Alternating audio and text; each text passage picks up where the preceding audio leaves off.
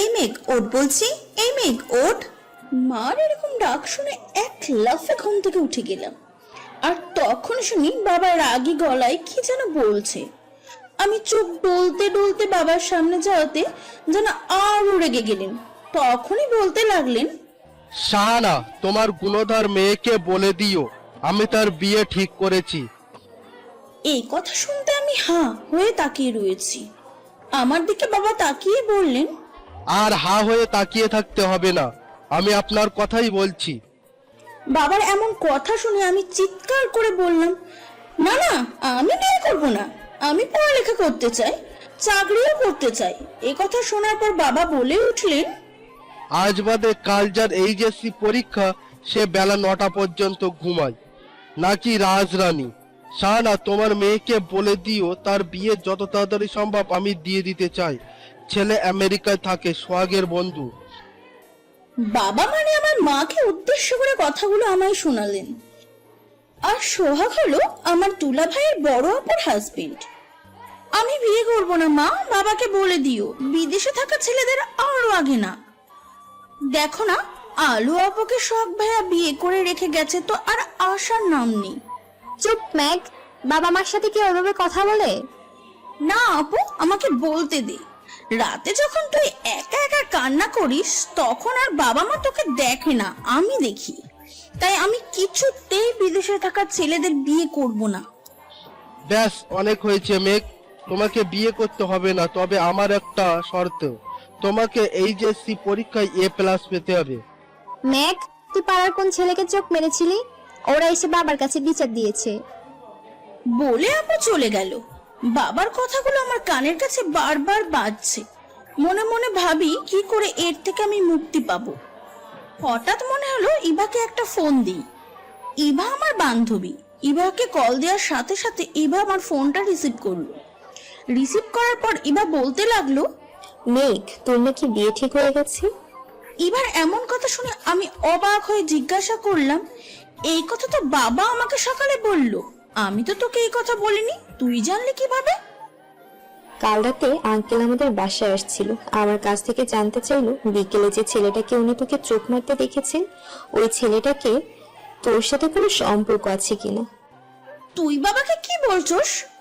আমি তো বললাম তুই ছেলেটাকে চিনিসই না, তবে আঙ্কেল মনে হয় আমার কথা বিশ্বাস করে নাই আর তোর বিয়ের কথা বলে গেলেন।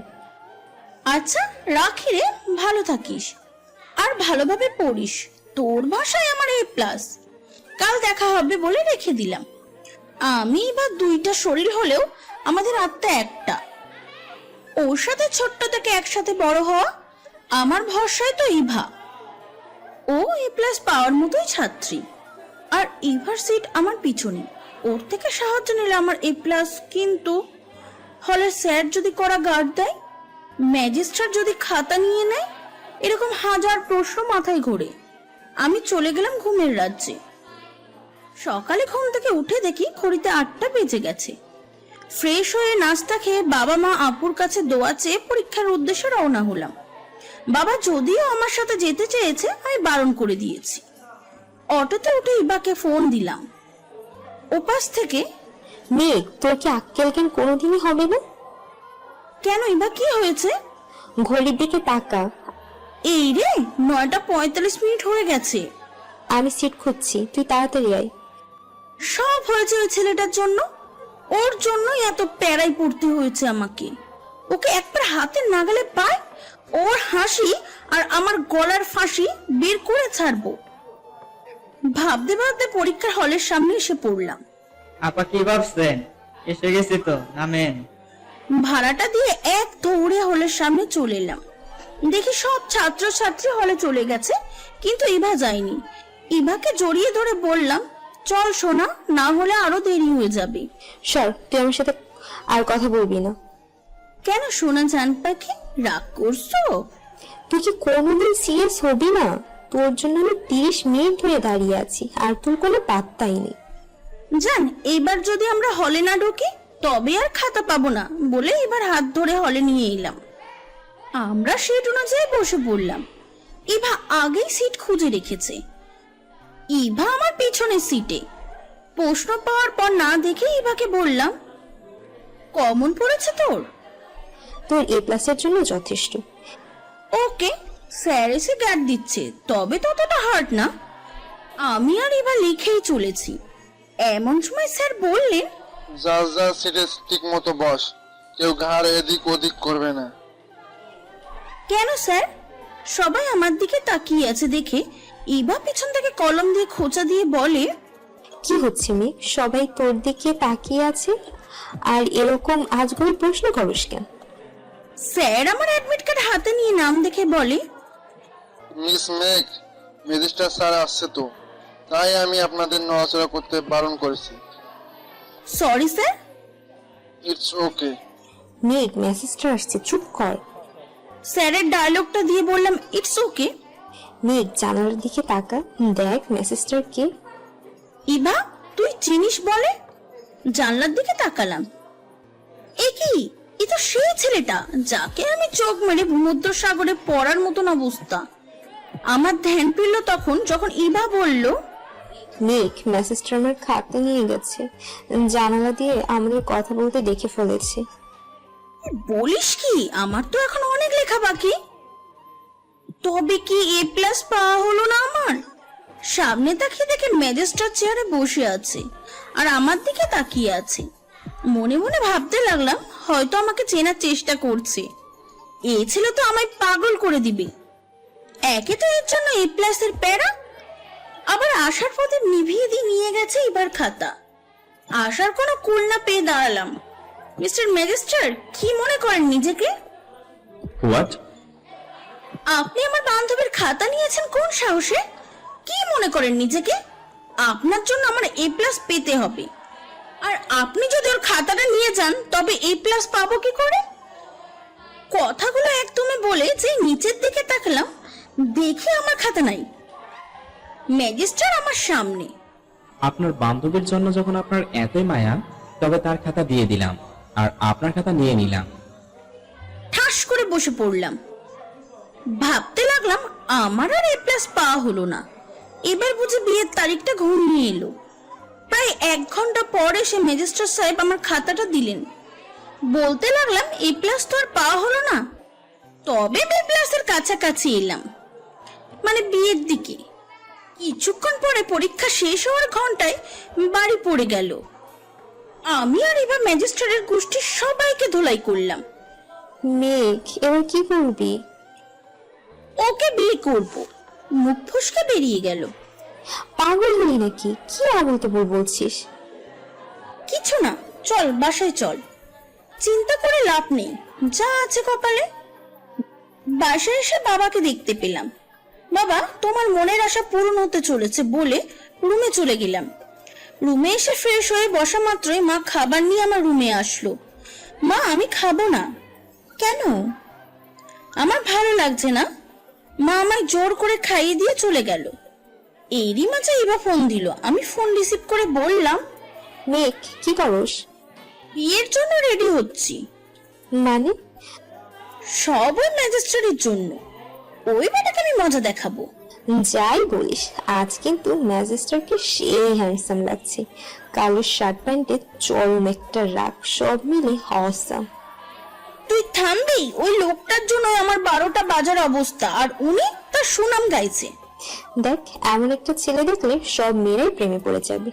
হ্যাঁ রে, আমিও প্রেমে পড়ে গেছি। ওই ম্যাজিস্ট্রেটটা বিয়ে করে নি, কেমন হয়? ওকে ওকে, আর মেজাজ দেখাতে হবে না। আচ্ছা রাখি, বাই। ফোনটা কেটে দিয়ে পড়তে বসলাম। পড়তে পড়তে কখন যে ঘুমিয়ে পড়ি আমার হুঁশ নেই। মায়ের ডাকে ঘুম ভাঙলো। এই মেয়ের কি কোনোদিন সিরিয়াস হবে না? আমায় পাগল করে ছাড়বে। কেন মা, কি হয়েছে? তোর কি হুঁশ আছে? কয়টা বাজে? ঘড়ির দিকে তাকা।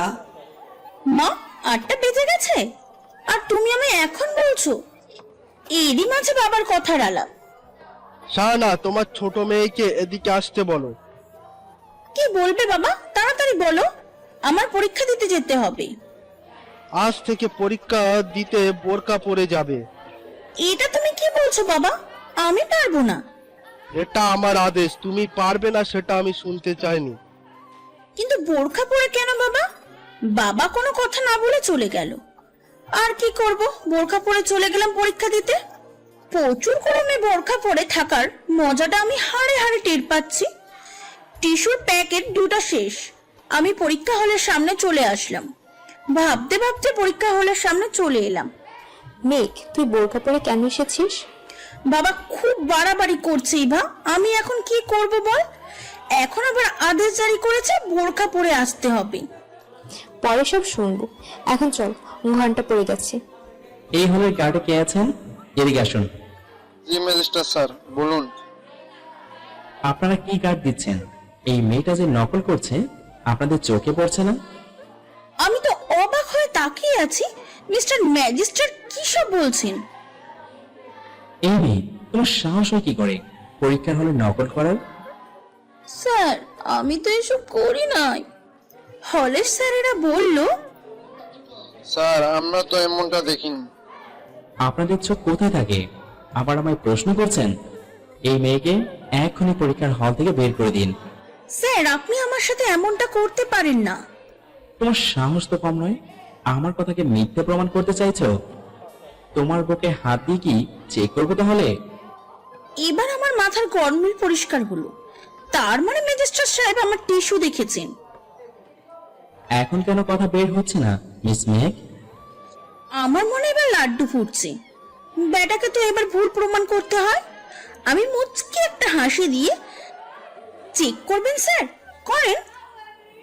ম্যাজিস্ট্রেট সাহেব, কি করছেন কি? আপনি কি এবার হল ভরা ছেলেমেয়ের সামনে এই মেয়েটার গায়ে হাত দিবেন নাকি? না, আমি তো ওকে খালি রুমে নিয়ে চেক করব। ম্যাজিস্ট্রেটের এমন জোরে কথা বলার সব হলের স্যারেরা এক জায়গায় জড়ো হলো।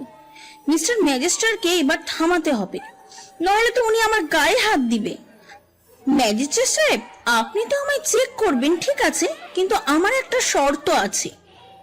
বলো, তোমার শর্ত কি? শুনেন, লজ্জা হলো একটি মেয়ের সব চাইতে বড় আমানত।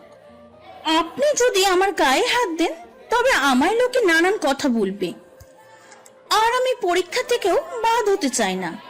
তবে আপনি যদি আমার কোনো টুকলি পান তবে আমি এখান থেকে চলে যাব। তবে যদি আপনি আমার কাছে টুকলি না পান তবে আমায় এই অপমান থেকে বাঁচানোর জন্য আপনাকে আমায় বিয়ে করতে হবে। ম্যাজিস্ট্রেট আমার দিকে রাগে লুকিয়ে তাকিয়ে কি যেন ভাবতে ভাবতে উত্তর দিলেন। ওকে। আমি তো পুরো হতবাক হয়ে তার দিকে তাকিয়ে আছি। কি বললেন উনি এটা? ওনার মাথা তো ঠিক আছে? ম্যাজিস্ট্রেট স্যার, আপনার মাথা ঠিক আছে তো? তোমার কি মনে হয় আমি পাগল হয়েছি? স্যার, আপনি ভেবে বলছেন তো? আমার ভেবে লাভ নেই, তুমি ভেবে নাও পরীক্ষা থেকে বহিষ্কার হওয়ার পর তুমি কি করবে। আমি কোনো কথা বলার ভাষা পেলাম না। এরই মেজে মিস্টার স্যার আমায় টানতে টানতে একটা খালি রুমে নিয়ে আসলেন। সব স্যারেরা ওনার পিছন পিছনে আসতে লাগলেন। দরজাটা বন্ধ করে দিলেন। স্যার, আমি আপনাকে কিছু বলতে চাই, আমি মনে বলে বলতে লাগলাম।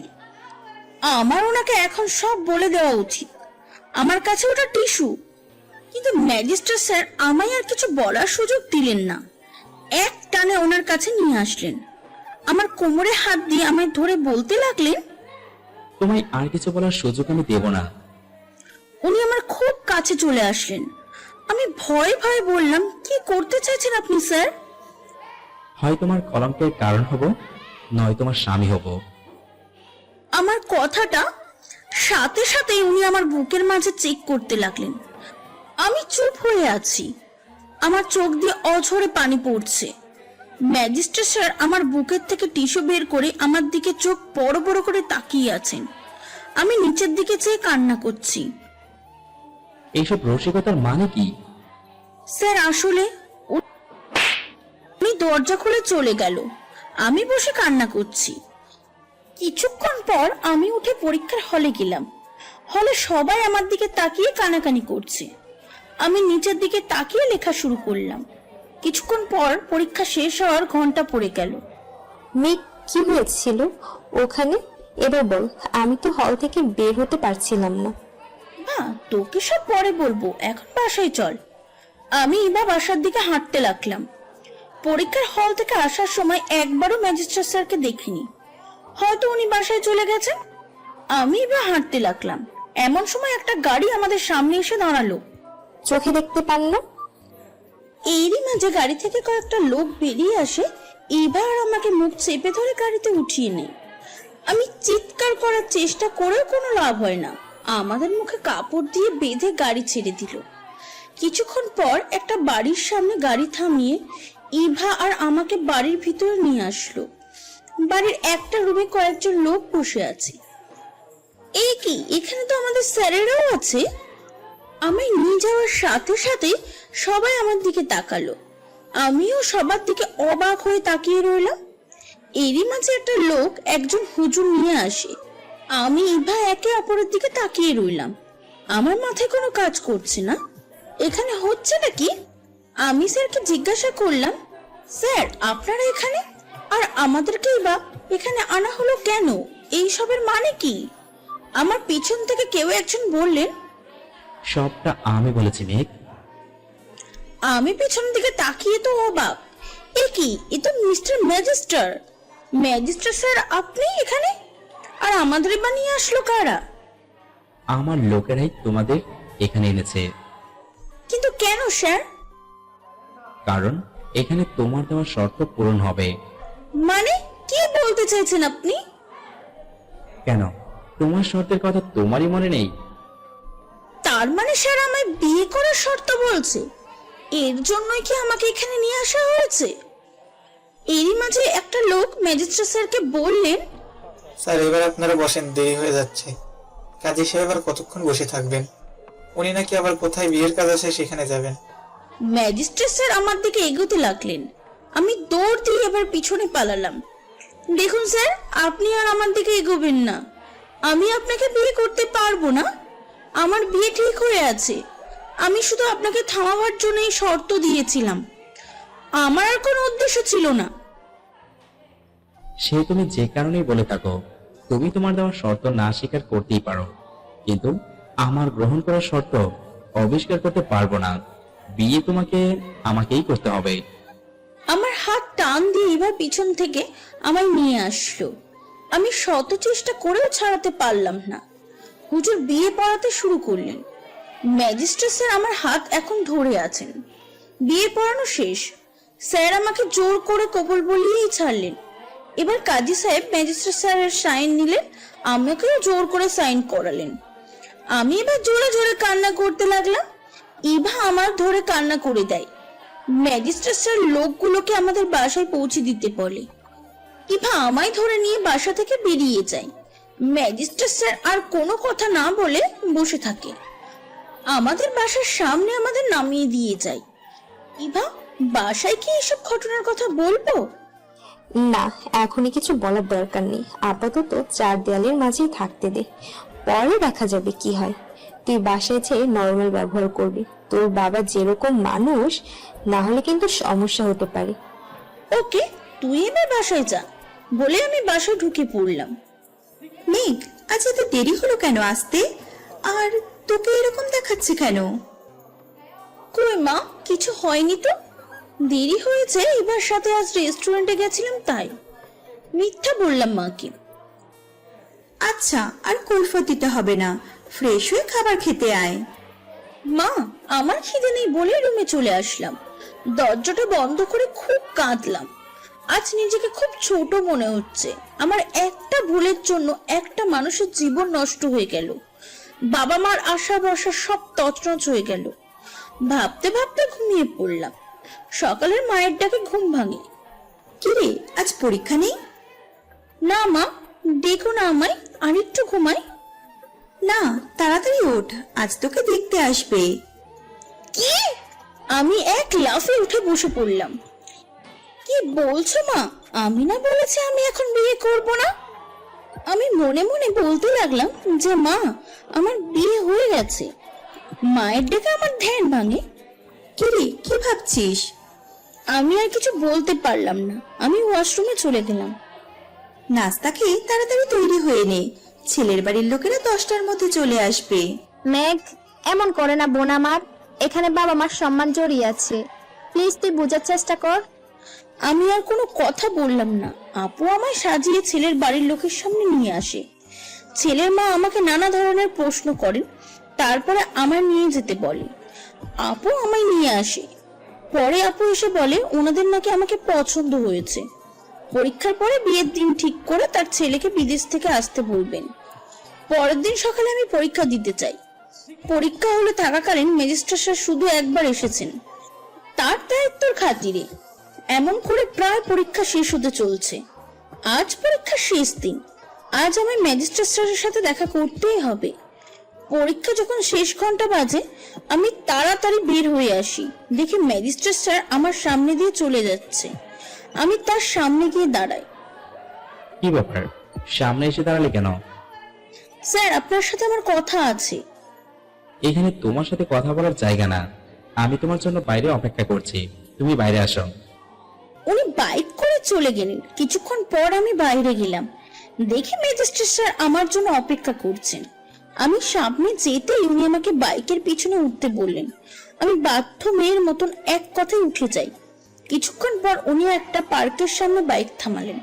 তারপর দুজনে একটা বেঞ্চের উপর বসলাম। কি বলতে চাও এবার বলো। স্যার, ইচ্ছা থাকা সত্ত্বেও হোক বা নয় হোক, আমি কিন্তু আপনার স্ত্রী। এটা বলার জন্য কি তুমি আমায় ডেকেছ? না, মানে আসলে ম্যাজিস্ট্রেট স্যার আমার বাড়ি থেকে বিয়ে ঠিক করেছে। হোয়াট? আগামী কয়েকদিনের মধ্যে বিয়ের তারিখ ঠিক হবে। আপনি বলেন এখন আমি কি করব? আপনি কি আমায় গ্রহণ করবেন নাকি না? কি বলতে চাইছো? তোমায় গ্রহণ করবো মানে? স্যার, আপনি কি আমি স্ত্রী হিসেবে মানেন? বিয়ে যেহেতু হয়েছে, তুমি তো আমার স্ত্রী, এতে মানা বা না মানার প্রশ্ন কোথায়? স্যার, তাহলে আমি এখন কি করব? কেন, তোমার বাবা মার কাছে আমাদের বিয়ের ব্যাপারে কিছু বলনি? না, মানে সাহস হয়ে ওঠেনি। আমার বাবা যেরকম রাগী, হয়তো আমার মেরেই ফেলবেন। এই কথা আগে মনে রাখতে পারোনি? স্যার ছাড়ুন, আমার হাতে লাগছে। লাগুক, কথা বলার সময় হোশ থাকে না। কাকে কি বলছো? আমার হাতটা ছেড়ে দিল। আমি এক মুহূর্ত না দাঁড়িয়ে চলে আসলাম। পরের দিন সকালে আমি, বাবা, মা, আপু সবাই খাবার টেবিলে নাস্তা করছি। এমন সময় দরজায় কলিং বেল বাজলো। যা তো মেঘ, দরজাটা খোল। যাচ্ছি বাবা বলে দরজাটা খুললাম। আমি তাকিয়ে অবাক। এ কি, এ তো ম্যাজিস্ট্রেট স্যার, আমার কলেজের হাসান স্যার আর একটা লোক। আমি হাঁ হয়ে দাঁড়িয়ে আছি। আমার ধ্যান ভাঙলো বাবার ডাক শুনে। আমি আর কিছু না বলে দৌড়ে ওখান থেকে চলে আসলাম। ওনারা বাসার ভিতরে আসলেন। আরে হাসান সাহেব জি, কেমন আছেন? হঠাৎ আমার বাসায়? বাবা ওনাদের ড্রয়িং রুমে বসতে বললেন। হাসান সাহেব, ওনাদের তো ঠিক চিনলাম না। আর ওই ওজনের লোকটা বললেন, হাই, আমি জাফর রায়, রায় গ্রুপ ইন্ডাস্ট্রিজের মালিক। আর ও হলো আমার ছেলে রোদ রায়। আমি আড়াল থেকে সবটা দেখছিলাম। আমি এখন বুঝতে পারলাম যে লোকটা ম্যাজিস্ট্রেট স্যারের বাবা, আর ম্যাজিস্ট্রেট স্যারের নাম রোদ রায়। মা আর আপু নাস্তা নিয়ে ড্রয়িং রুমে আসলো। আপু ম্যাজিস্ট্রেট স্যারকে দেখে বলল, আরে রোদ, তুমি এখানে? আলো, তুমি? এটা তোমার বাসা? আমি তো পুরো অবাক। আপু ম্যাজিস্ট্রেট স্যারকে কিভাবে চেনে? আলো, তুমি ওনাকে চেনো? হ্যাঁ বাবা, আমি আর রোদ এক ক্লাসে পড়তাম। আঙ্কেল, আমি কি আলোর সাথে একটা কথা বলতে পারি? ঠিক আছে বাবা। ম্যাজিস্ট্রেট স্যার আপুর সাথে ছাদে চলে গেলেন। হাসান স্যার বাবাকে আমার আর ম্যাজিস্ট্রেট স্যারের বিয়ের ব্যাপারে সবটা বললেন। ম্যাজিস্ট্রেট স্যার হয়তো আপুর কাছেই এই কথা বলছেন। আমি আর দেরি না করে রুমে যেতে নিলাম। এরই মাঝে ম্যাজিস্ট্রেট স্যার আর আপু আমার সামনে চলে আসলো। আমি ওদের দিকে না তাকিয়ে রুমে চলে যেতে নিলাম। আপু আমার হাতটা ধরে নিল। কোথায় যাচ্ছিস? আমার সাথে আয়, রোদ আমায় সবটা বলেছে। আমি ম্যাজিস্ট্রেট স্যারের দিকে তাকালাম। উনিও আমার দিকে তাকিয়ে আছেন, তবে ওনার চোখ দেখে আমার মনে হলো উনি কান্না করছেন। আমি নিচের দিকে তাকালাম। মেঘ, আমার সাথে চল। কোথায়? গেলেই দেখতে পাবি। আপু আমায় টানতে টানতে বাবার সামনে নিয়ে আসলো। আমি কোনো ভাষা খুঁজে পাচ্ছিলাম না। এমন সময় ম্যাজিস্ট্রেট স্যারের বাবা বললেন, এই বুঝি আমার বৌমা? বিয়ান সাহেবা, আপনি আমার বৌমার গায়ে হাত তুললেন কেন? এখন কিন্তু আমারও বাড়ির বউ। আমি তো ভেবে পাচ্ছি না একটা মানুষ এতটা ভালো কিভাবে, যার ছেলে একটা মেয়েকে না জেনে শুনে বিয়ে করে নিল, সেই ছেলের বউকে কোনো রকম বাধা ছাড়াই মেনে নিল কিভাবে? আমার ভাবনার অবসান ঘটলো যখন ম্যাজিস্ট্রেট স্যারের বাবা আমার মাথায় হাত রেখে বললেন, আমার বউমা তো খুব মিষ্টি দেখতে। আমি তার পায়ে হাত দিয়ে সালাম করলাম। বিয়ান সাহেব, আমি আজ আমার বউমাকে নিয়ে যেতে এসেছি। আমি এই কথা শোনা মাত্রই ম্যাজিস্ট্রেট স্যারের দিকে তাকালাম, কিন্তু ম্যাজিস্ট্রেট স্যার এক ধ্যানে আলো আপুর দিকে, আর তারা দুজন দুজনের দিকে তাকিয়ে আছে। আমি আর কিছু না বলে ওখান থেকে রুমে চলে আসলাম। কিছুক্ষণ পর মা আমার রুমে আসলো। মা বললেন ওনারা নাকি আজ আমাকে নিয়ে যাবেন। এই কথা বলার সাথে সাথে মা আমায় জড়িয়ে ধরে কান্না করতে লাগলেন। মা, এই বিয়েটা ভুলবশত হয়ে গেছে, আমি এই বিয়েটা করতে চাইনি মা, তুমি আমায় ক্ষমা করে দিও। আমার মেয়েটা কখন যে এত বড় হয়ে গেল বুঝতেই পারলাম না। মা, তুমি ওনাদের চলে যেতে বলো, আমি ওনাদের সাথে যাব না। তা তো হয় না রে মা, বিয়ে যখন হয়ে গেছে তোকে তো যেতেই হবে। আমি মাকে জড়িয়ে কান্না করে দিলাম। আলু আপু আমার জামা কাপড় লাগেজে ভরে দিলেন। আমাকে ম্যাজিস্ট্রেট স্যারের বাড়ি নিয়ে আসা হলো। দরজায় পা রাখতেই একটা মেয়ে বলে, দাঁড়াও ভাইয়া, ভাবিকে নিয়ে এখনই এসো না, মা বরণ ডালা সাজাচ্ছে। ভাইয়া ডাক শুনে বুঝলাম এটা ম্যাজিস্ট্রেট স্যারের বোন। এক ভদ্র মহিলা বরণ ডালা নিয়ে আসছে। আমি ভেবে নিলাম এটা ম্যাজিস্ট্রেট স্যারের মা, মানে আমার শাশুড়ি মা। উনি আমাকে আর ম্যাজিস্ট্রেট স্যারকে বরণ ডালা দিয়ে বরণ করলেন। আমি স্যারের মাকে সালাম করলাম। শাশুড়ি মাও আমায় হাসি মুখে ঘরে তুলে নিলেন। আমি কিছুতেই বুঝে উঠতে পারছি না, যার ছেলে পরীক্ষা হলে একটা মেয়েকে বিয়ে করে নিয়ে আসলো, তাদের তা নিয়ে কোনো মাথা ব্যথা নেই। আমাকে হাসি মুখে মেনে নিয়েছে। এই নিশি, তোর ভাবিকে নিয়ে উপরে তোর ভাইয়ার রুমে নিয়ে যা। আচ্ছা মা, এসো ভাবি, আমি তোমাকে ভাইয়ার রুমে নিয়ে যাই। আমি নিশির সাথে চলে আসলাম। ম্যাজিস্ট্রেট স্যারের রুমটা খুব পরিপাটি। আমি খাটের উপরে বসলাম। জানো ভাবি, ভেবেছিলাম ভাইয়ার বউ বুঝি আর দেখা হবে না। কেন? না মানে এমনি। ভাবি, তুমি অনেক জার্নি করে এসেছো, এবার ফ্রেশ হয়ে আসো। আর হ্যাঁ, আজ কিন্তু তোমাদের বাসর রাত। এমন সময় ম্যাজিস্ট্রেট সাহেব হাজির। নিশি, হয়েছে, তোমাকে পাকা পাকা কথা বলতে হবে না। বাড়ি সত্যি কথা বললেই দোষ। নিশি, তুই এখান থেকে যাবি না আমি মাকে ডাক দেবো? হয়েছে, আর মাকে ডাক দিতে হবে না, থাকো তুমি তোমার বউকে নিয়ে, আমি চললাম। ম্যাজিস্ট্রেট স্যার আমার বাসায় যাওয়া হতে এখনো পর্যন্ত আমার দিকে একবারও তাকায়নি। আমার ভাবনার অবসান ঘটিয়ে ওনার দিকে তাকিয়ে দেখি উনি ওয়াশরুমে চলে গেলেন। কিছুক্ষণ পরে নিশি আমাকে নিচে খাবার খেতে নিয়ে যায়। ম্যাজিস্ট্রেট স্যারকে আসতে বলে উনি খাবেন না বলে দেয়। আমার খাবার খাওয়ার সময় উনি কোথায় যেন চলে যায়। আমার খাওয়া শেষে নিশি আমাকে ওর রুমে নিয়ে গল্প করতে থাকে। প্রায় 12টার সময় নিশি আমাকে ম্যাজিস্ট্রেট স্যারের রুমে নিয়ে আসে, কিন্তু রুমটা এখন আর আগের মতো নেই, সবটা জুড়ে ফুল দিয়ে সাজানো। আমায় নিশি রুমে রেখে চলে যায়, কিন্তু ম্যাজিস্ট্রেট স্যার এখনো আসেনি। আমি জানলা দিয়ে চাঁদের দিকে তাকিয়ে আছি, আর চাঁদটাও যেন আমায় দেখে কিছু বলতে চাইছে। এই সময় দরজা খোলার আওয়াজে তাকালাম। ম্যাজিস্ট্রেট স্যার এসেছে। আমি ওনার পায়ে হাত দিয়ে সালাম করলাম। মেঘ, আমি তোমায় কিছু বলতে চাই। জি স্যার, বলেন। দেখো মেঘ, তোমার আমার বিয়েটা শুধুমাত্র একটা দুর্ঘটনা। আমি শুধু আমার বাবা মার কথা ভেবে তোমার দেওয়া শর্তে রাজি হয়েছিলাম। মানে কি বলতে চাইছেন আপনি? দেখো মেঘ, আমার বাবা মার ছেলের বউ দেখার ইচ্ছে ছিল, আর তাদের ছেলের বউ দেখানোর জন্য তোমার দেওয়া শর্ত আমি মেনে নিয়েছি। তার মানে হলো আমি বিয়ে, ভালোবাসা এসবের প্রতি কোনো ভরসা করি না। কিন্তু কেন স্যার? কারণ আমি একটা মেয়েকে ভালোবাসতাম, আর ও আমার ভালোবাসার ভরসার মান রাখতে পারেনি। তাহলে আমার সাথে এই নাটকীয়তা মানে কি? নাটকীয়তা তুমিও কম করো নি মেঘ।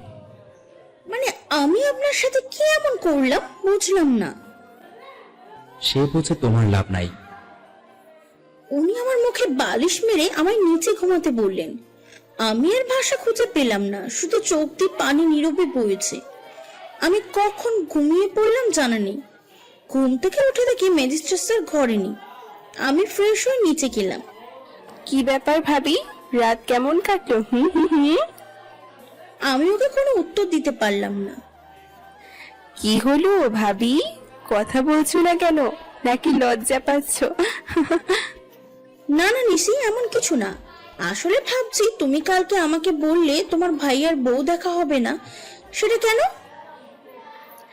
আসলে ভাবি, ভাইয়া না একটা মেয়েকে অনেক ভালোবাসতো, আর ওই মেয়েটা ভাইয়াকে বিয়ে না করে অন্য একটি ছেলেকে বিয়ে করে নেয়। আর ভাইয়া ওকে ভুলে থাকার জন্য বিদেশে চলে যায়। মা বাবা তো ভাইয়ার জন্য প্রায় মরে যাওয়ার অবস্থা। তারপরে প্রায় 5 বছর পর ভাইয়া দেশে আসে। বাবা স্ট্রোক করার কথা শুনে বাবা মা শতবার বলার পরেও ভাইয়া বিয়ে করার জন্য রাজি হয়নি। তারপরে হঠাৎ একদিন খাবার টেবিলে বসে তোমাদের বিয়ের কথা জানায়। বাবা মা তো খুশিতে আত্মহারা ভাইয়ার বিয়ের কথা শুনে। বাবা তোমাকে বাসায় নিয়ে আসার কথা জানায়, কিন্তু ভাইয়া বলে তোমার বাড়ি থেকে নাকি বিয়ে ঠিক হয়ে গেছে, তাই বাবা নিজে যে তোমায় নিয়ে আসে। আচ্ছা নিশি, মেয়েটা কে সে কি তুমি জানো? না ভাবি, তবে মেয়েটার একটা ছবি আমি ভাইয়ার মোবাইলে ওয়ালপেপারে দেখেছি। মেয়েটা দেখতে কিছুটা তোমার মতো। আমি তো প্রথমে ভেবেছিলাম তুমি সেই মেয়ে, পরে যখন শুনলাম তুমি এইচএসসি পরীক্ষা দাও তখন ভাবলাম সে তুমি না, কারণ সে মেয়ে নাকি ভাইয়ার ক্লাসমেট ছিল। আসলে সেই মেয়েটা তোমার ভাইয়াকে বিয়ে করলো না কেন? তা তো জানি না ভাবি, বরং ভাইয়াও জানে না মেয়েটা এমন কেন করলো। আমি আর কিছু না বলে রুমে চলে আসলাম। আজ নিজেকে খুব অপরাধী মনে হচ্ছে। আমার জন্য একটা মানুষের ভালোবাসার জগৎ নষ্ট হয়ে গেল। এমন সময় ম্যাজিস্ট্রেট স্যারের আগমন। আপনি কোথায় ছিলেন? তোমার বাসায় যাব, রেডি হয়ে নাও। কেন? তোমার বাবা ফোন দিয়েছে, তোমার মা তোমায় দেখতে চায়। আমি তো খুশিতে আত্মহারা। মাকে দেখতে খুব মন চাইছে। মায়ের কাছে সব কষ্ট শেয়ার করলে মনে হয় কিছুটা শান্তি পাবো। আমি আর ম্যাজিস্ট্রেট স্যার আমাদের বাড়ি চলে আসলাম। আমি মাকে ধরে খুব কান্না করলাম। মা আমার কান্না দেখে নিজেকে সামলে রাখতে পারলো না। আমি নিজেকে সামলে, মা তুমি শুধু কান্নাই করবে নাকি আমাদেরকে ভিতরে যেতে দিবে? আচ্ছা বাবা, আয়। বাবা তুমিও আসো, আমি রুমে চলে গেলাম। মা আপু কোথায়? আপুকে দেখছি না। আমি খেয়াল করলাম ম্যাজিস্ট্রেট স্যার চারিদিকে তাকিয়ে আছে, আলো আপু কই। আমি ভাবলাম হয়তো ফ্রেন্ড, তাই হয়তো আপুকে খুঁজছে। আলো বাসায় নেই, ওর কোনো বান্ধবীর বাসায় গেছে। তার কিছুক্ষণ পর আলো আপু আসলো। ম্যাজিস্ট্রেট স্যার আপুকে দেখে কেমন আছে, ওর স্বামী কই ইত্যাদি জিজ্ঞাসা করে। খাওয়া দাওয়া শেষে সবাই ঘুমাতে যায়। আমি রুমে যেয়ে দেখি ম্যাজিস্ট্রেট স্যার রুমে নেই। ভাবলাম হয়তো ছাদে গেছেন, আমি ঘুমিয়ে গেলাম। মধ্যরাতে আমার ঘুম ভেঙে যায়, কিন্তু ম্যাজিস্ট্রেট স্যার এখনো রুমে আসেনি। তাই আমি ছাদে গেলাম। গিয়ে যা দেখলাম আমার মাথায় আকাশ ভেঙে পড়লো। ম্যাজিস্ট্রেট স্যার আর আলো আপু একসাথে জড়িয়ে আছে। তুমি আমায় একা করে চলে গিয়েছিলে, আমি আজও তোমায় ভালোবাসি। আই লাভ ইউ আলো, আমি তোমায় ছাড়া বাঁচবো না। আপু কিছু বলছে না, তার মানে আপু ম্যাজিস্ট্রেট স্যারকে ভালোবাসতো। আমার ভাবনার অবসান ঘটলো যখন ম্যাজিস্ট্রেট স্যার আপুকে ধাক্কা দিয়ে চলে আসছিল। ম্যাজিস্ট্রেট স্যার ছাদ থেকে নেমে যাওয়ার সময় আমার সাথে তার দেখা। মেঘ, তুমি এখানে এত রাতে কখন এসেছো? আমি তার কোনো কথার জবাব না দিয়ে দৌড়িয়ে রুমে চলে আসলাম। তার মানে ম্যাজিস্ট্রেট স্যার আপুকে ভালোবাসে। আমি কিছুতেই মেনে নিতে পারছি না। আমি যা দেখেছি তা সত্যি। এমন সময় ম্যাজিস্ট্রেট স্যার এসে আমাকে জড়িয়ে ধরেন। আমি অবাক হয়ে তার দিকে তাকালাম। আই এম সরি মেঘ, তুমি যা দেখেছো তার মাঝে আলাদা আরো একটা সত্যি আছে। মেঘ, তোমার আপুকে আমি ভালোবাসতাম, কিন্তু সেটা 5 বছর আগে। আর সে ভালোবাসা অনেক আগেই মারা গেছে। এখন বর্তমান যেখানে তুমি আমার স্ত্রী, আর আমার ভালোবাসা শুধু তোমাকেই দিতে চাই। ও ঠিক আছে, আপনি আপনার ভালোবাসা আমাকে দিতে চান, তাহলে বাসুরাতে কেন আমায় মেনে নিতে পারেননি? কেন দেননি আপনার ভালোবাসার অধিকার? কেন বলেছিলেন আপনি আর একটা মেয়েকে ভালোবাসেন? আমি আর কোনো কথা বলতে পারলাম না। ম্যাজিস্ট্রেট স্যার এসে ওনার ঠোঁট আমার ঠোঁটের সাথে মিশিয়ে দিল। আমি যেন এক অন্য জগতে হারিয়ে গেলাম। প্রায় 30 মিনিট পর উনি আমায় ছাড়লেন। মেঘ, তোমাকে আমি বিয়ে শুধু তোমার দেওয়া শর্তের কারণে করিনি। তাহলে কেন করেছেন? তোমাকে ভালোবেসে করেছি। তোমাকে যেদিন প্রথম দেখেছি, আমি তো আপনাকে আমাদের এলাকায় আগে দেখেছিলাম, আপনি আমায় প্রথম দেখেছিলেন। তোমার কলেজের সামনে প্রথম দেখেছি। যেদিন তুমি একটা ছেলেকে আমায় দেখিয়ে বলেছিলে যে তুমি আমায় ভালোবাসো, আমি সেদিন পুরনো সব ভুলে তোমায় ভালোবেসেছি। কিন্তু স্যার, আমি তো সেদিন আকাশকে মিথ্যা বলেছিলাম। ও আমাকে ভালোবাসি ভালোবাসি বলে পাগল করে ফেলেছে প্রায়।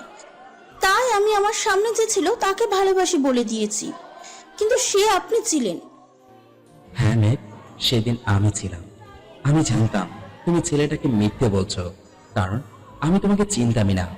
তবে ভালো আমি তোমায় এই জন্যই বেসেছি, কারণ যে মেয়ে একটা ছেলেকে তার ভালোবাসার জন্য মিথ্যা বলতে পারে, সে তার সত্য ভালোবাসার জন্য 1000টা মিথ্যাকে সত্য বানাতে পারে। সে তার ভালোবাসার জন্য সব করতে পারে। মুখ বুঝে ভালোবাসার কবর দিবে না, যেটা তোমার আপু আলো করেছে। কি করেছে আপু আপনার সাথে? আর আপনি কি জানতেন আমি আলু আপুর বোন? সেই জন্য কি আমাকে বিয়ে করে প্রতিশোধ নিতে চাইছেন? আর আজ যা আমি দেখলাম তার মানে কি? না মেঘ, আমি জানতাম না তুমি আলোর ছোট বোন। আর আলো আমার সাথে যা করেছে আমি সেটা তোমার কাছে বলতে পারবো না। তুমি আজ যা কিছু দেখেছ সেটা শুধু হিসেব চুকিয়ে নেওয়া ছিল, আর কিছু না। তবে আমি যে দেখলাম, ম্যাজিস্ট্রেট স্যার আমার ঠোঁটে হাত দিয়ে বললেন, মেঘ, আর একটাও কথা না। আমি অতীত ভুলে যেতে চাই। সেটা তুমি আমায় ভালোবেসে ভুলাবে, ওকে? তোমার আপু আমার অতীত ছিল, আর তুমি আমার বর্তমান, আমার বউ, আমার ভালোবাসা। আর যে সেই বউ না, পরীক্ষার হলে বিয়ে করা একমাত্র বউ। আচ্ছা আপনি আমাকে ভালোবাসেন, তাহলে প্রমাণ হয়ে যাক। কি প্রমাণ চাও তুমি বলো, আমি সে প্রমাণ তোমাকে দেব। ওকে, তাহলে আপনার মোবাইলটা আমার কাছে দিন। আমাকে নিশি বলেছিল আপনি যাকে ভালোবাসেন তার ছবি আপনার মোবাইল ওয়ালপেপারে আছে, কিন্তু উনি আমাকে মোবাইল দিতে চাচ্ছেন না। তাই আমি ওনার থেকে অনেক জোর করে নিলাম। এ কি সত্যি এখানে আমার ছবি সেভ করা আছে? এ কি, এখানে তো আমার ছবি সেভ করা, তার মানে উনি এতক্ষণ যা বলছে সবটা সত্যি। আমি স্যারকে আর কোনো কথা না বলে বিছানায় এসে বসলাম। স্যারও আমার পাশে এসে বসলেন। কি মেঘ, প্রমাণ পেলে নাকি? তবে এখন কি ভালোবাসার অধিকার আদায় করে নেব নাকি? আমি আর কোনো জবাব দিতে ভাষা পেলাম না, তাই নীরব হয়ে বসে আছি। উনি আমার খুব কাছে এসে আমার কোমরে হাত রেখে বললেন, কি হলো, এখন কেন কথা বলো না? তবে কি আমার মেয়ের মা হবার সুযোগটা তোমাকে দিয়ে দিব? স্যারের গরম নিঃশ্বাস অনুভব করতে পাচ্ছি। মানে কি বলতে চান আপনি? আমার কারো মেয়ের মা হবার কোনো দরকার নেই। তবে ছেলের মা হতে চাও? আমি কারোরই মা হতে চাই না। আমি পড়ালেখা করে অনেক বড় হতে চাই, বুঝলেন মিস্টার ম্যাজিস্ট্রেট? বারে, তবে কি যারা পড়ালেখা করে না তারা কি আজীবনে ছোটই থাকে? আমি সেটা বলতে চাইনি। আমি বলেছি আমি নিজের পায়ে দাঁড়াতে চাই, চাকরি করতে চাই, এটা আমার স্বপ্ন, বুঝেছেন? তবে গোলমালটা আপনি পুরোটাই করে দিয়েছেন। কেন? আমি আবার কি করলাম? যা করেছেন একদিকে ভালোই করেছেন। বাবার দিয়ে সত্যটা তো আর মাথায় বোঝা হয়ে নেই। কেন? বাবার দেওয়া শর্ত আবার কি? সে জেনে আপনার কাজ নেই, আর আপনার বোঝার বয়সও হয়নি। আচ্ছা মেঘ, তুমি কি কাউকে ভালোবাসো? আমি আর ভালোবাসা পূর্ব পশ্চিম মেলামেশা। মেঘ, এবার তোমাকে একটা কথা বলি, আর একটা কথা তোমাকে রাখতে হবে। কি কথা বলেন? মেঘ, তুমি আমার পজিশনটা তো জানোই, আর আমার সোসাইটি উপযোগী হতে হলে তোমাকে আরো লেখাপড়া করতে হবে, ঢাকা বিশ্ববিদ্যালয়ে চান্স পেতে হবে। যা বাবা, আপনি তো আমার বাবার থেকে এক কাঠি উপরে। পাশ করি না করি তার খবর নেই, আবার কয় কি? পাশ করি মানে কি বলতে চাও তুমি? আমার কথা না রাখা পর্যন্ত কিন্তু তোমাকে আমি আমার স্ত্রী হিসেবে পরিচয় দিতে পারবো না। তাহলে আমি ভুলে যাওয়াটাই আপনার কাছে অতি উত্তম, বুঝলেন? কারণ সূর্য পশ্চিম দিকে উঠলেও আপনার কথা আমি রাখতে পারবো বলে আমার মনে হয় না। পারতে তোমাকে হবে মেঘ, সেটা যেভাবেই হোক, কারণ তোমাকে আমার চাই। কিন্তু আমি এই অসম্ভবকে কিভাবে সম্ভব করব বলেন? আমি পারবো না, আমি মোটেই ভালো ছাত্রী না। আমি একটা সাজেশন দিতে পারি। আপনার সাজেশন তো আমাকে জিলাপির প্যাচে ফেলবে, সে আমার জানা আছে। তাও বলেন শুনি। মেঘ, তুমি আমার কাছে প্রতিদিন পড়তে বসবে, আমি তোমাকে তোমার কেরিয়ার গোছাতে সাহায্য করব। আমি মাথা নেড়ে হ্যাঁ জানালাম। পরের দিন সকালে আমরা স্যারের বাড়ি মানে আমার শ্বশুর বাড়ি চলে আসলাম। কি ভাবি, তোমরা এসেছো, তোমাকে ছাড়া আমার ভালো লাগছিল না। মাকে বললাম তোমাকে ফোন দিতে, মা তাও দিল না। আচ্ছা ঠিক আছে, আমি তবে এসে গেছি, আর কোনো অভিযোগ করতে হবে না। না রে মা, ওর কথায় কান দিস না। ও আমাকে পাগল বানিয়ে ফেলছে তোদের আসতে বলার জন্য। যাই হোক, বলো তোমার মা বাবা কেমন আছে? সবাই ভালো আছে। আপনি ভালো আছেন? বাবা কোথায়? তোমার বাবা অফিসে গেছেন। এবার উপরে যাও, ফ্রেশ হয়ে নিচে আসো। আমি উপরে চলে আসলাম স্যারের রুমে। স্যারও চলে আসলেন। কাল যে তোমার রেজাল্ট দিবে, তুমি তা জানো? আমার হঠাৎ ইভার কথা মনে পড়ে। ইভার সাথে অনেকদিন ধরে কথা হয় না, তাই ইভাকে ফোন করলাম। ফোনটা বেজে যাচ্ছে, ইভা ধরছে না। অনেকবার ট্রাই করার পর ইভা ফোনটা ধরলো। ইভা কেমন আছিস? কিন্তু কোনো উত্তর দিল না। কি রে, কথা বলছিস না কেন? তোর সাথে আবার কিসের কথা? বিয়ে করে তো আমায় ভুলেই গেছিস। না না সোনা, এমন করে বলে না। তুমি তো আমার জান, তোমাকে কিভাবে আমি ভুলি বলো? আসলে একদিন আমি মারা গেছিলাম তো, সেই কারণে আমার জানটা আমার কাছে ছিল না। থাক থাক, আর ভাষণ দিতে হবে না। এ কথা আমি বহুবার শুনেছি, এবার থামিন। তাই জান, সরি জান, আজ থেকে আর তোমাকে আলাদা হতে দেব না। তোমার সাথে আমার অনেক কথা আছে, পরে বলবো, এখন রাখি, বাই। এই কি স্যার, আমার দিকে এমন বড় বড় চোখ করে তাকিয়ে আছেন কেন? এই, আপনি আমার দিকে এভাবে তাকিয়ে আছেন কেন? আমি ভয় পাই না বুঝি? আমার হাতটা টান দিয়ে দেওয়ালের সাথে চেপে ধরে বললেন, এই, তুমি কার সাথে জান জান বলে কথা বলছিলে? তোমার সাহস হয় কি করে আমার সামনে অন্য কারোর সাথে এভাবে কথা বলার? স্যার আমার হাতে ব্যথা লাগছে, আমাকে ছাড়ুন। স্যার আমি ইভার সাথে কথা বলছিলাম, ও আমার খুব কাছের বান্ধবী। উনি আমাকে ছেড়ে কিছুটা দূরে দাঁড়ালেন। সেই কথা তুমি আগে বলতে পারতে মেঘ, তাহলে আমার এই ব্যবহার করতে হতো না। যা হয় ভালোর জন্যই হয়, তা না হলে আপনার এইরকম রূপটা দেখতে পেতাম না। সরি মেঘ, আমার এরকমটা করা উচিত হয়নি। আমি কিছুক্ষণের জন্য হলেও ভেবেছিলাম তুমি হয়তো তোমার বোনের মতো। আমি কোনো কথা না বলে বেলকনিতে দাঁড়ালাম। কখন যে চেয়ারে ঘুমিয়ে পড়েছি বুঝিনি। সকালে পাখির ডেকে ঘুম ভাঙলো। এ কি, আমি বিছানায় কি করে এলাম? কারোর হাত আমার শরীরে অনুভব করলাম। পাশ ফিরে তাকাতে এ কি, স্যার আমি জড়িয়ে ধরে ঘুমিয়ে আছে। ওনার হাত সরিয়ে উঠতেই বললেন, কি ঘুম হলো মহারানী? আমি এখানে এলাম কি করে? তোমার এত ভালো একটা বর থাকতে তুমি বেলকনিতে ঘুমাবে ভাবলে কি করে?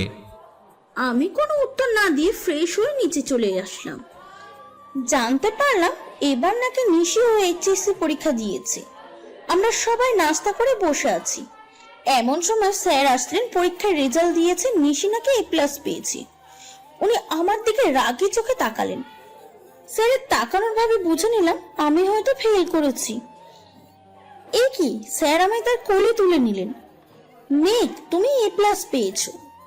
আমি ওনার কথা মেনে নিতে পারিনি, কারণ আমি যা লিখেছি তাতে বেশি হলে আমার 5 নাম্বার হবে, কিন্তু A+ প্রশ্নই আসে না। আমি তাড়াতাড়ি রুমে চলে আসলাম। এসে ইভাকে ফোন করলাম। ইভা ফোন ধরলো। ইভা, তুই পরীক্ষার রেজাল্ট জেনেছিস? হ্যাঁ, তুই A+ পেয়েছিস। আমি A+ পেয়েছি, তুই জানলি কি করে? আর তুই কি পেয়েছিস? আমি সি পেয়েছি। এবার সত্যি করে বল, আমি এ প্লাস কি করে পেলাম? মেঘ, আসলে পরীক্ষায় আমি তোর খাতায় লিখেছিলাম, আর তুই যে খাতায় লিখে জমা দিয়েছিস ওইটা আমার খাতা ছিল। আমি তোর বাবার দেওয়ার সত্য তোকে জেতাতে চেয়েছিলাম। আমি চাইনি তুই কোনো সমস্যার মুখোমুখি দাঁড়াস, কারণ আমি তোর কারণেই পরীক্ষার হল পর্যন্ত যেতে পেরেছি। তুই যদি ওই দিন আমার পরীক্ষার জন্য যে টাকাটা প্রয়োজন ছিল তা না দিতিস, তাহলে আমি পরীক্ষা দিতেই পারতাম না। তাই তোর জন্য এতটুকু আমি করতেই পারি। তাই বলে তুই নিজের কেরিয়ার নষ্ট করে আমাকে শোধ করবি? আমি এটা কিছুতেই মেনে নিব না। আমি এক্ষুনি ম্যাজিস্ট্রেট স্যারকে সব বলে দিব। না মেঘ, তুই এমন কিছু করবি না, তোর আমার কসম লাগে। আমি আর এবারে কিছুই বলতে পারলাম না, তাই রাগ করে ফোনটা কেটে দিলাম। আজ নিজেকে খুব অপরাধী মনে হচ্ছে। আমার কপালটাই খারাপ, সবার ভালো করতে যে নিজেই আরো ক্ষতি করে দিই। আমি খুব কান্না করছি। এমন সময় ম্যাজিস্ট্রেট স্যার চলে আসলেন। আমাকে উনি জিজ্ঞাসা করলেন আমি কেন কান্না করছি, কিন্তু আমি কোনো জবাব দিতে পারছি না। তাই স্যার আমার কাছে এসে বললেন, দেখো মেঘ, আমি জানি না তুমি কি কারণে এতটা কান্না করছো, তবে তুমি কান্না করার মতো কোনো কাজ আমি করেছি বলে আমার মনে হয় না। এবার আমি স্যারকে জড়িয়ে ধরে আরো বেশি কান্না করছি। এবার স্যার আমাকে কয়েকটা চুমু দিলেন।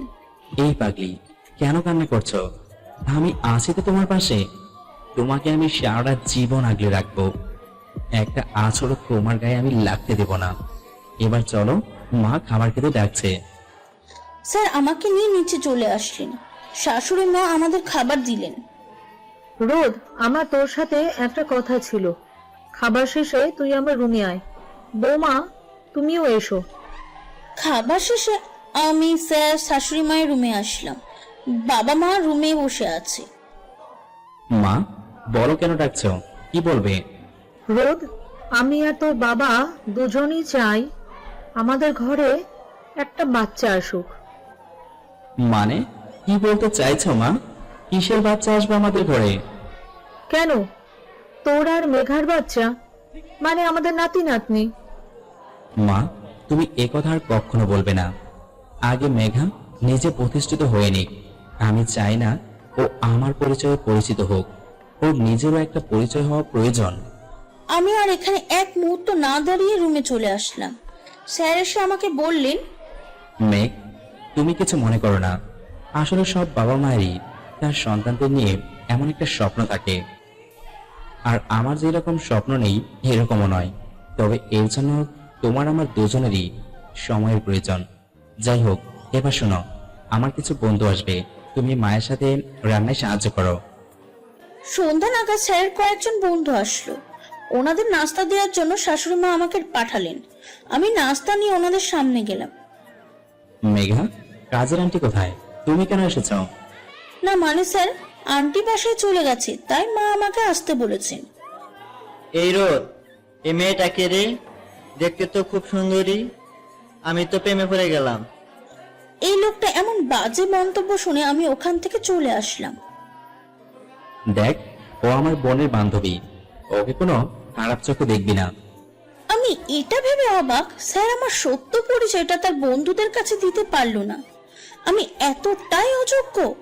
রাত হয়ে গেছে, স্যার ওনার বন্ধুদের বিদায় করে রুমে আসলেন। এরই মাঝে স্যার আমার হাত ধরে দেওয়ালের সাথে ঠেকিয়ে বললেন, এই, তোমাকে ওদের সামনে যেতে আমি বলেছিলাম, তুমি কেন গেলে? তোমাকে ওরা বাজে কথা বলার সাহস পেতো নাকি? এই আপনি ডায়লগ বাদ দিন। আপনি কি মনে করেন নিজেকে? হ্যাঁ, নবাব? আমি আপনার কাছে এতটাই অযোগ্য যে আপনার বন্ধুদের কাছে আমার সত্যি পরিচয়টা দিতে পারলেন না? আমার হাতটা ছাড়েন মিস্টার রূপ, আমি ব্যথা পাচ্ছি। আর শোনেন, আজ থেকে আপনার সাথে আর কোনো কথা হবে না যতদিন না আমি আপনার যোগ্য হচ্ছি। আর আপনি নিজেকে যে হিরো মনে করেন, আপনি একবার ওটা ভেবেছেন যে আমি যদি আপনার সম্মান মর্যাদার মানুষ হয়ে উঠি, তখন তো আপনাকে আমারও ভালো লাগতে না পারে। তবে চেষ্টা করব আপনাকে সারা জীবন ভালোবাসার, আপনার স্বপ্ন পূরণ করার। আমি দৌড়ে ব্যালকনিতে চলে আসলাম। কখন যে ঘুমিয়েছিলাম নিজেই জানি না। আমি রুমে চলে আসলাম। স্যার যেন কার সাথে কথা বলছে। আমি ঘরের দিকে তাকিয়ে দেখি 2টা বাজছে। আমি কোনো কথা না বলে নিশির রুমে চলে আসছিলাম। এমন সময় স্যার আমার হাতটা ধরে নিলেন। কোথায় যাচ্ছ তুমি? আর আমাকে এতগুলো কথা শুনিও কি হয়নি? আর কি বাকি আছে নাকি? স্যারের কোনো কথার জবাব দিলাম না। কি হলো? আমার কথার কোনো জবাব দিচ্ছ না কেন মেঘ? সরি মেঘ, আমার ভুল হয়েছে। এবার তো কথা বলো। আচ্ছা ঠিক আছে, তোমাকে আর পড়ালেখা করতে হবে না। আমি তোমাকে এভাবেই মেনে নিব। আর কাল আমার সব বন্ধুদের ইনভাইট করে তোমার পরিচয় সবাইকে জানাবো।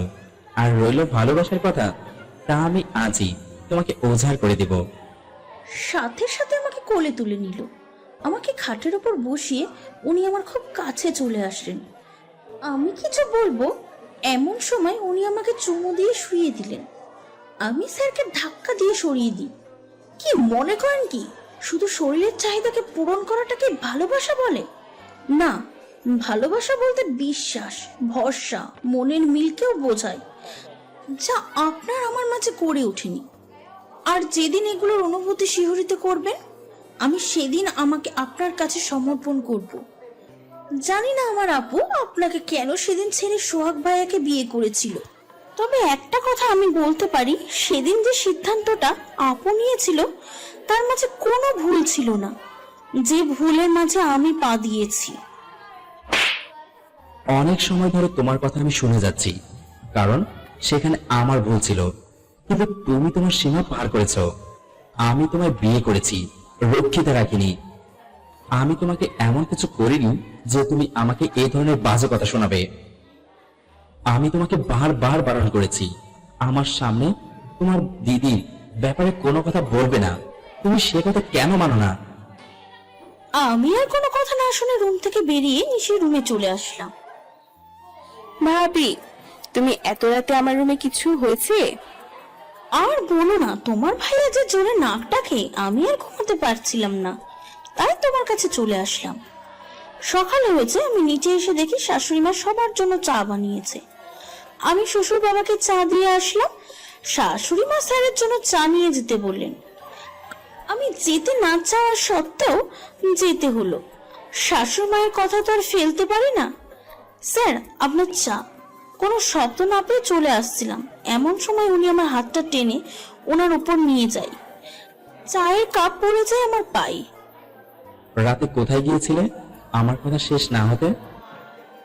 আমি ওনার কোনো প্রশ্নের উত্তর দিতে পারছি না, আমার পা জ্বলে যাচ্ছে। তাতে ওনার কোনো হুঁশই নেই। আমার চোখ দিয়ে অঝরে পানি ঝরছে। মেঘ, কি হয়েছে তোমার? কান্না করছো কেন? আমি কি এমন বলেছি? আমি উঠে চলে যেতে লাগলাম, কিন্তু হাঁটতে পারছি না। স্যার আমাকে কোলে করে খাটে বসায়। এবার সাহেব টের পেয়েছে যে চায়ের কাপের গরম চা আমার পায়ে পড়েছে। আমাকে খাটে বসে আমার পায়ে মলম লাগিয়ে দেয়। সরি মেঘ, আমি খেয়াল করিনি। তোমার খুব কষ্ট হচ্ছে তাই না? তুমি আমাকে আগে বলবে তো, তাহলে তোমাকে এতটা কষ্ট পেতে হতো না। আমি ঠিক আছি, আপনাকে আমার চিন্তা করতে হবে না। এবার নাস্তা খেতে নিচে আসুন। আমি নিচে চলে আসলাম। শাশুড়িমা টেবিলে খাবার রাখছেন। মেঘ, তোমার কি হয়েছে মা? তুমি এভাবে হাঁটছো কেন? তোমার পায়ে কি হয়েছে? কিছু হয়নি মা, সামান্য ব্যথা পেয়েছি।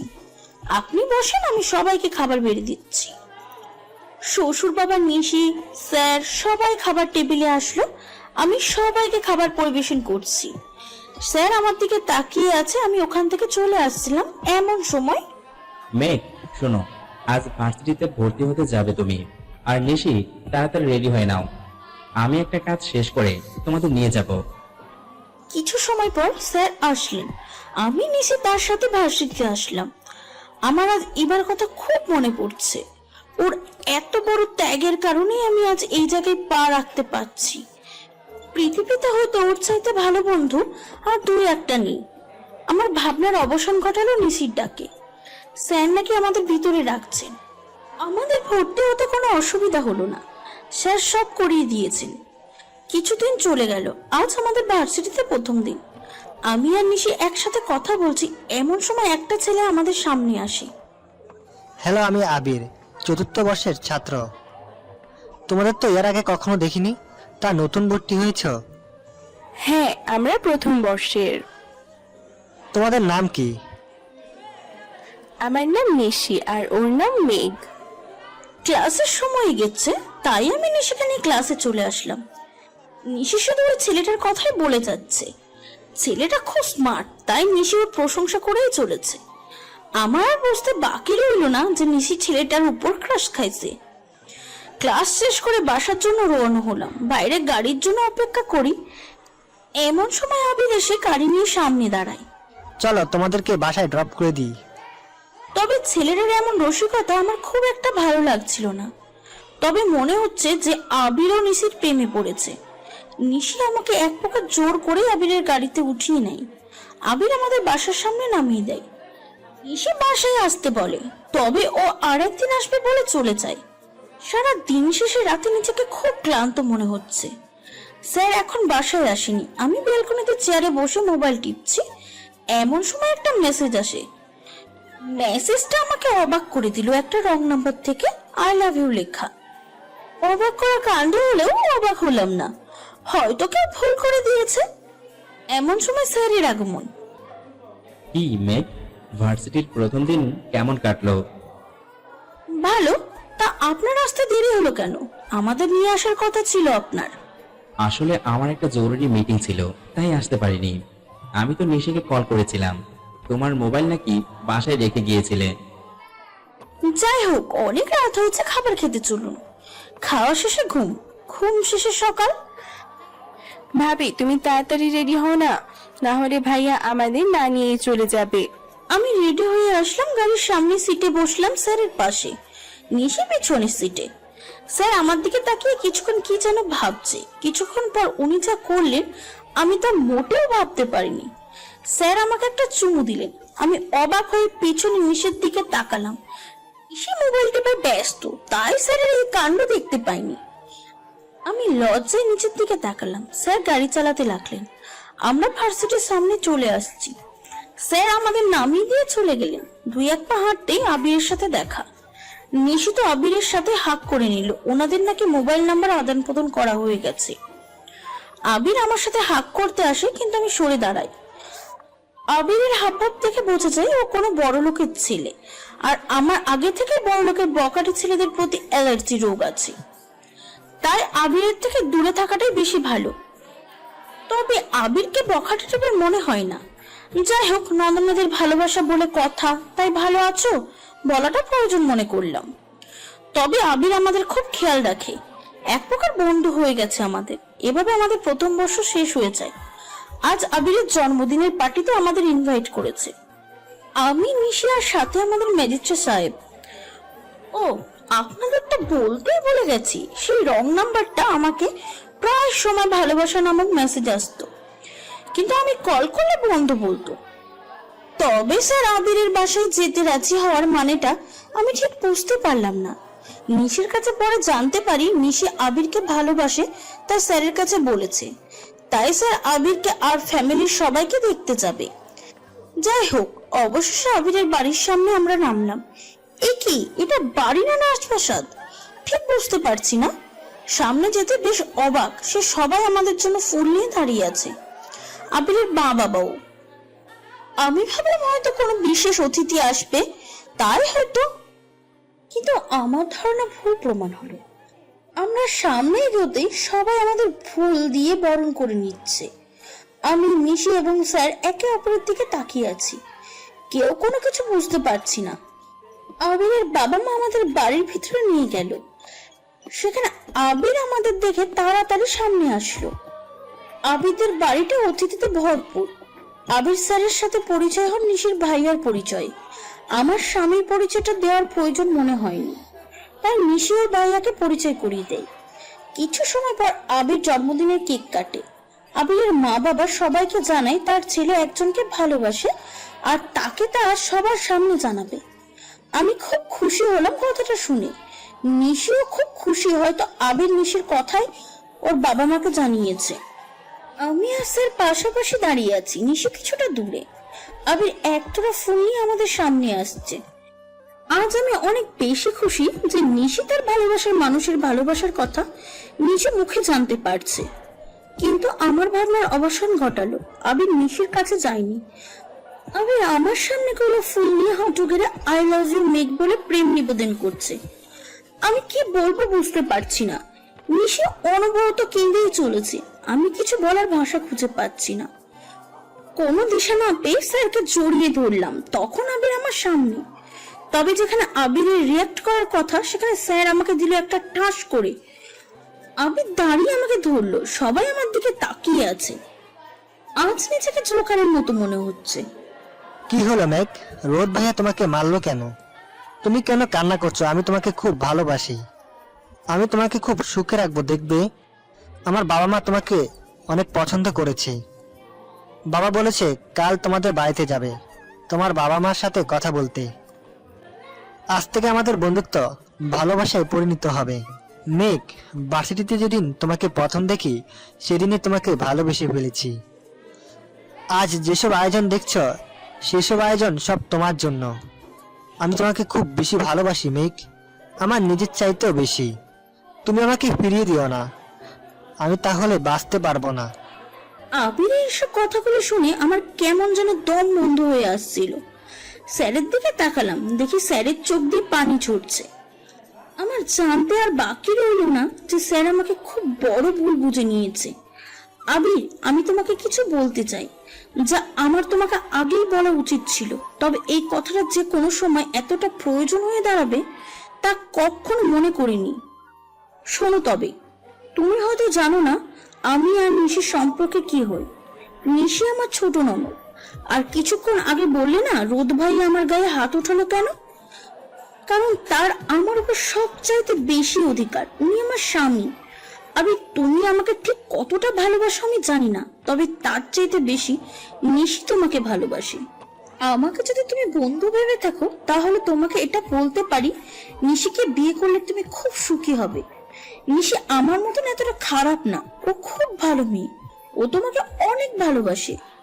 ওকে তোমার যোগ্য হয়ে উঠতে হবে না। তুমি আমার মতন একটা নোংরা মেয়েকে কি করে ভালোবাসতে পারলে, যে কিনা পরীক্ষা হলে ম্যাজিস্ট্রেটকে ফাঁদে ফেলে বিয়ে করে নেয়? আমার মতো মেয়েকে ভালোবাসা যায় না আবির। দেখো না, আমার স্বামী আমাকে আজ পর্যন্ত মেনে নিতে পারেনি। আর এক মুহূর্ত না দাঁড়িয়ে বাড়ি চলে আসলাম। যে স্বামী নিজের স্ত্রীকে ভরসায় অবিশ্বাস করে চড় মারে, তার সাথে আর এক মিনিট সময়ও কাটাতে চায় না। আমার কিছু জামা কাপড় ব্যাগে গুছিয়ে বাড়ি থেকে বের হয়ে যাব, এমন সময় স্যার আমার হাত ধরে নিল। কোথায় যাচ্ছ মেঘ? রুমে চলো, আমার তোমার সাথে কিছু কথা আছে। আমার আপনার সাথে কোনো কথা নেই। তোমার আমার সাথে কথা নাই তা আমি শুনতে চাইনি, আমার তোমার সাথে কথা আছে। আমার হাত ধরে স্যার আমাকে রুমে নিয়ে আসলেন। এ কি, দরজা বন্ধ করছেন কেন আপনি? আমি আপনার সাথে কোনো কথা বলতে চাই না। স্যার আমাকে জড়িয়ে ধরে আমি আর কোনো কথা বলতে যাব এমন সময় আমার ঠোঁটে ঠোঁট মিলিয়ে নিলেন। আই লাভ ইউ মেঘ, আমি তোমাকে ভুল বুঝেছিলাম, আই এম সরি। উনি আমাকে জড়িয়ে ধরে পাগলের মতো আমাকে কাছে পেতে চাইছেন। আজ আমি আর নিজেকে সামনে রাখতে পারলাম না। সকালবেলায় গোসল সেরে বের হব, দেখি স্যার এখনো ঘুমিয়ে আছেন। তাই তাকে না জাগিয়ে নিচে চলে আসলাম। শাশুড়ি মা রান্না করছেন, আমি হাতে হাতে এগিয়ে দিলাম। দরজায় কলিং বেলের আওয়াজ শুনে দরজা খুলে আমি অবাক। আবির আর ওর মা বাবা এসেছে। খুব অবাক হয়ে ওনাদের ভিতরে আসতে বললাম। শাশুড়ি মা এগিয়ে আসলেন ওনাদের দেখে। ওনাদের বসতে বলে আমি উপরে আসলাম স্যারকে ডাকতে। এ কি, নবাব সাহেব রুমে নেই, তাই ভাবলাম হয়তো ফ্রেশ হতে গেছেন। তাই ডাকতে গিয়ে দরজাটা ধাক্কা দিলাম। এ কি, আমি ওনার উপরে পড়ে গেলাম। আপনি দরজা বন্ধ করেননি কেন? আমি পুরো ভিজে গেলাম আর আপনি হাসছেন। আমি জানতাম আমার মহারানী আমাকে ডাকতে আসবে, তার কি এত প্রয়োজন রানী সাহেবা? আবির এসেছে, সাথে ওর মা বাবা। কেন, কিছু বলেছে? না, আমি কোনো কথা বলিনি, আপনাকে ডাকতে এসেছি। আপনি তাড়াতাড়ি আসুন। হয়তো তোমাকে নিতে এসেছে মেঘ। তুমি আমাকে রেখে যাবে নাকি আবিরের বউ হয়ে? দেখুন, বাজে কথা বলবেন না, বলে দিলাম কি খুশি। আমাকে বিদায় করলে বুঝি বেঁচে যাবে? চুপ, একদম চুপ। তোমাকে বিদায় করলে বেঁচে যাব না, মরে যাব। চলো দেখি ওরা কি কারণে এসেছে। দুজনে নিচে আসলাম, নিশিও এসেছে, আবিরের মায়ের পাশে বসা। আসসালামু আলাইকুম আঙ্কেল আন্টি। আর আবির কেমন আছো? হ্যাঁ রোদ ভাইয়া, আমরা সবাই ভালো আছি। রোদ বাবা, আজ আমরা তোমাদের কাছে একটা জিনিস চাইতে এসেছি, আমাদের খালি হাতে ফিরাবে না বাবা। হোয়াট? ওই দিন আবিরের এত কাণ্ডের পরেও আজ আপনারা এই প্রস্তাব কিভাবে নিয়ে আসলেন? আমরা আবিরের মত নিয়ে এসেছি বাবা, আবির নিশিকে বিয়ে করতে রাজি হয়েছে। হ্যাঁ ভাইয়া, ওদিনের ব্যবহারের জন্য মাফ করে দিবেন। আসলে যদি জানতাম মেঘ বিবাহিত, তাহলে হয়তো এরম হতো না। আর বাবা মায়ের নিশিকে বউ হিসাবে পছন্দ হয়েছে। আমি বাবার সাথে কথা বলে আপনাদের জানাবো। আর নিশি, তুমি উপরে যাও। মেঘ, তুমি নিশিকে নিয়ে যাও। আমরা এ ব্যাপারে পরে কথা বলবো। আমি এখন বাইরে যাচ্ছি। আচ্ছা ভাইয়া, আমরা তাহলে এবার আসি। ঠিক আছে আবির, ভালো থেকো। আঙ্কেল, ভালো থাকবেন। সারাদিন শেষে স্যার রাতে বাড়ি ফিরলেন, সাথে বাবাও এসেছে। রাতের খাবার শেষে সবাই বসলাম, বাবা আমাকে ওনার পাশে ডাকলেন, আমি বাবার পাশে বসলাম। মেঘ, নিশির জন্য প্রস্তাবটি এসেছে, তুমি তা কি হলো? আবির ছেলেটা কেমন? বাবা, আবির ছেলে হিসেবে খুব ভালো, আর নিশি আবিরকে খুব পছন্দ করে, ওদের দুজনকে খুব মানাবে। যাক, মেন ভোট পেয়ে গিয়েছি, আর কার থেকে আমার কিছু জানার নেই। এই বিষয় হবে রোদ, তুমি ওনাদের জানিয়ে দাও। বাবা, কিন্তু আবির। কোনো কিন্তু নেই, রোদ আমার বৌমা, যখন ভালো বলেছে সেখানে আমি আর কারো কথা শুনতে রাজি না, তাই কেউ কোনো কথা বলবে না। ঠিক আছে বাবা, আমি ওনাদের কাল জানিয়ে দেব। স্যার গড়গড় করে উপরে চলে গেলেন। মেঘ, তাড়াতাড়ি উপরে যাও, নবাব সাহেব মনে হয় রাগ করেছেন। আমি উপরে রুমে চলে আসলাম। স্যার আমার দিকে গম্ভীর চোখে চেয়ে আছেন। আমি আস্তে আস্তে ওনার সামনে গেলাম, উনি আমার হাত ধরে বিছানায় শুইয়ে দিলেন। কি মনে করেছো নিজেকে? বাবার সামনে আবিরকে এত ভালো বলার মানে কি? আমি কি তোমাকে কিছু বলতে বলেছিলাম? বাবা নিশির সাথে আবিরকে খুব মানাবে, এই সাথে তো তোমাকেও মানাবে, তাই বলে কি? কি বলছেন এসব? আপনার মুখে কোনো কথা আটকায় না? নিজের স্ত্রীকে অন্য লোকের সাথে জড়িয়ে কথা বলতে আপনার লজ্জা করে না? আর আবির আসলে খুব ভালো ছেলে, হয়তো না জেনে আমাকে। যাক ছাড়ুন সে কথা। আপনি এটা একবার ভেবেছেন আবির আসতে নিশি কতটা খুশি হয়েছে? আমি এই পরিবারের সবাইকে খুশি দেখতে চাই, কারো দুঃখের কারণ হতে চাই না। সে আপনি আমার যত বড় অপবাদ দেন না কেন। সরি মেঘ, আমি এভাবে বলতে চাইনি। আমি বলতে। থাক, আপনার আর বলা লাগবে না, আমি জানি আপনি কি বলতে চাইছেন। আমি কিছু মনে করিনি, আপনার জায়গায় আমি থাকলে হয়তো আমিও এমনটাই ভাবতাম। চলুন নিশির কাছে যাই, আগে ওর থেকে জানি ও কি বলে, ওর কথার উপর জানাবো। ও না বলে দিলে আমি বাবাকে না বলে দিব। আমি স্যার নিশির রুমে গেলাম। কি ব্যাপার ভাইয়া, ভাবি, তোমরা একসাথে আমার রুমে কিছু বলবে না কি? হ্যাঁ বলো, কি জানতে চাও? নিশি, তুমি কি আবিরকে বিয়ে করতে রাজি আছো? তোমার ভাইয়া জানতে চায় সেদিনের ঘটনার পর কি তুমি আবিরকে বিয়ে করবে? হ্যাঁ ভাইয়া, আমি আবিরকে বিয়ে করতে চাই। আমি জানি আবির মেঘ ভাবিকে ভালোবাসে, তবুও আমি আবিরকেই বিয়ে করতে চাই। আমি আবিরকে খুব বেশি ভালোবাসি, হয়তো ও আমাকে বাসেনি, তবে আমি ওকে ছাড়া বাঁচতে পারবো না। ও যদি আমাকে ভালো না বাসে তবে সারা জীবন নয়তো বন্ধু হিসেবে কাটিয়ে দিব, তবুও আমি সারা জীবন ওর পাশে থাকতে চাই, ওকে ভালোবাসতে চাই। না নিশি, তুমি এমনটা ভেবো না, আবির তোমাকে খুব ভালোবাসে। একটা ভুল ছিল আমাদের মাঝে, আবির আর মাঝে এমন কিছু ছিল না যে সেই ভালোবাসাকে সারা জীবন বহন করে যেতে হবে। দেখবে একদিন আবির তোমায় খুব ভালোবাসবে, তোমায় খুব ভালো স্বামী হয়ে উঠবে। আবির খুব ভালো ছেলে, তা তুমি আমি খুব ভালো করেই জানি। যে ভয়টা তুমি পাচ্ছ এমন কিছুই হবে না, আর তোমার ভালোবাসার কাছে ওর ভালোবাসা টিকবেই না। আই লাভ ইউ ভাবি, এই জন্যই তো তোমাকে এত ভালোবাসি। আজ প্রায় 5 বছর পর আমরা সবাই একসাথে। এরই মাঝে অনেকগুলো দিন আপন মানুষগুলোর মুখ দেখা হয়নি। আজ আমার ছেলে জোনায়েতের জন্মদিন, তাই স্যার আমাদের নিয়ে দেশে এসেছেন। ও, আপনাদের